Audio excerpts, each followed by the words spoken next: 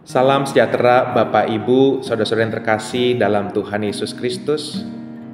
Kembali kita akan mendengarkan firman Tuhan yang akan menyapa kita pada hari ini. Sebelumnya mari kita berdoa. Ya Tuhan, pada hari ini kami hendak menundukkan kepala kami. Kami hendak menundukkan hati kami untuk mendengarkan sabda-Mu. Kiranya sabda-Mu melingkupi kami, memenuhi kami, sehingga kami dapat melakukan apa yang Engkau inginkan dalam hidup kami. Bersabdalah kepada kami Bapa. Di dalam nama Yesus Kristus, kami berdoa. Amin. Saudara-saudara yang terkasih, bacaan kita pada hari ini terambil dari Injil Lukas. Lukas pasal 2 ayat 36 sampai dengan 38.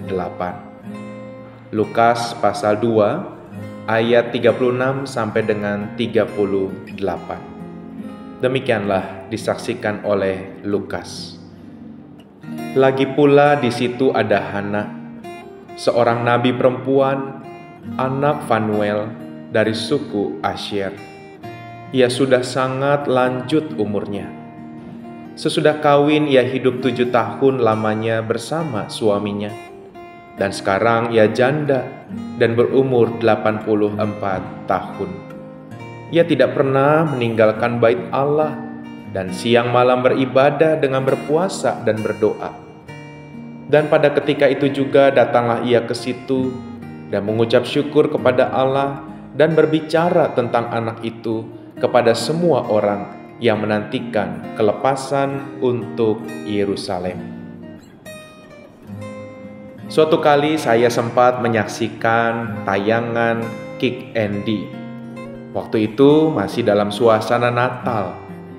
Tema yang diusung tentang berbagi kasih.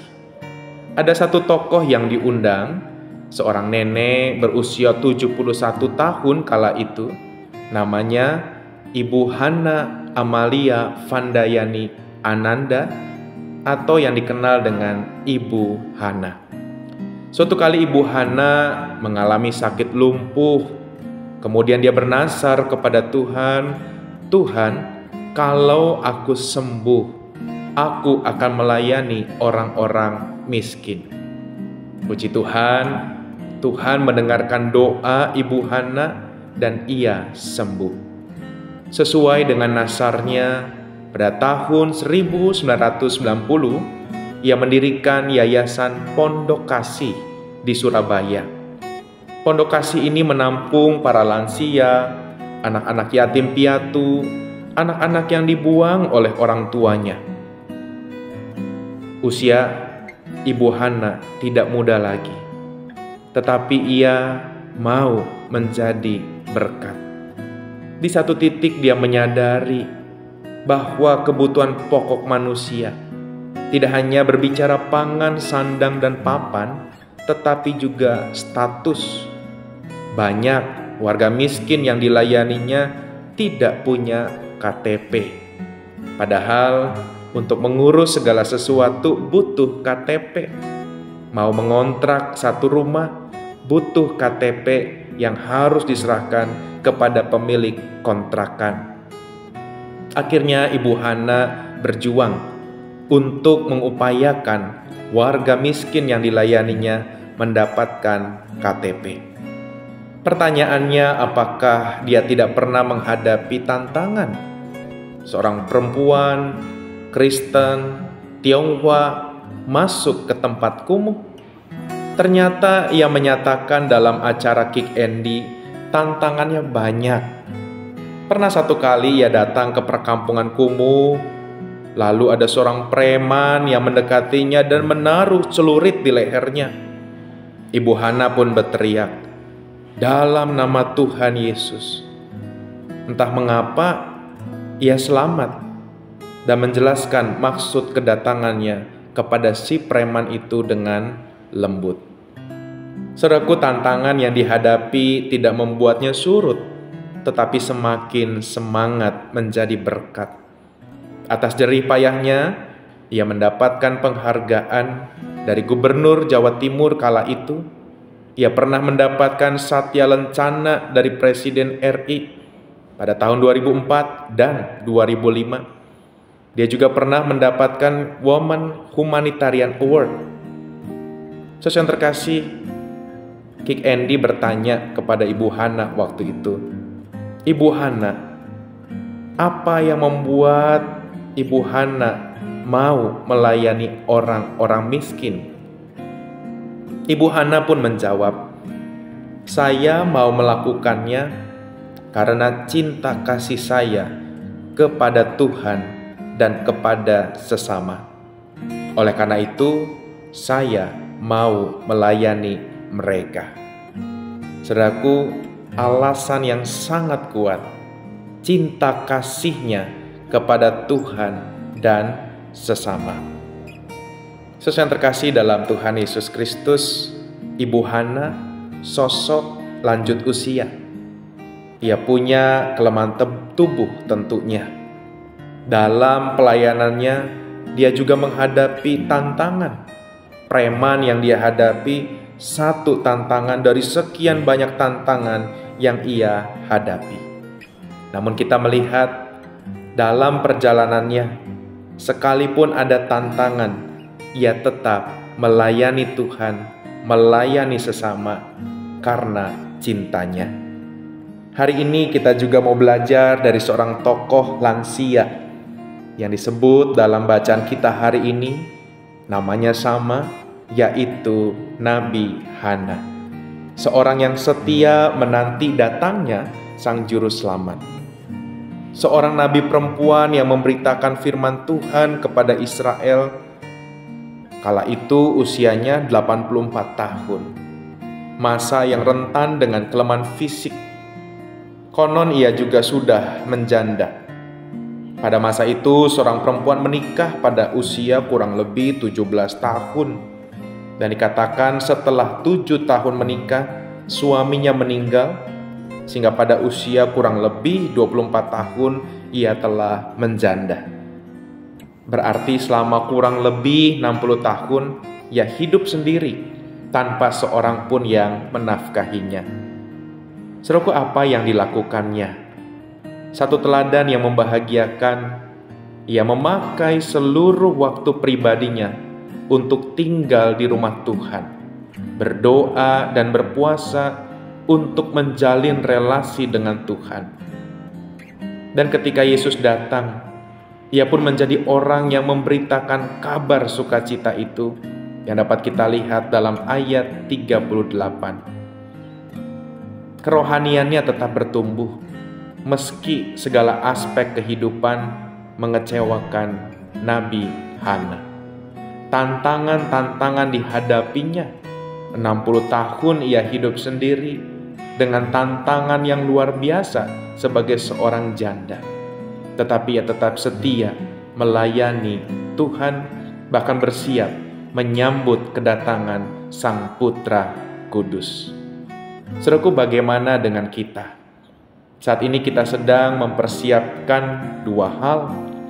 Kita sedang mempersiapkan hari Natal yang tidak lama lagi kita rayakan, mengenang kembali hari lahirnya Sang Juru Selamat.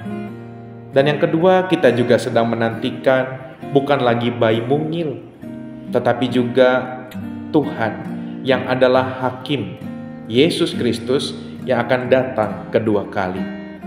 Menjadi perenungan bagi kita di Minggu Advent ini, sudahkah kita mempersiapkan diri menyambut kedatangannya, baik saat Natal nanti maupun dalam kedatangannya yang kedua kali?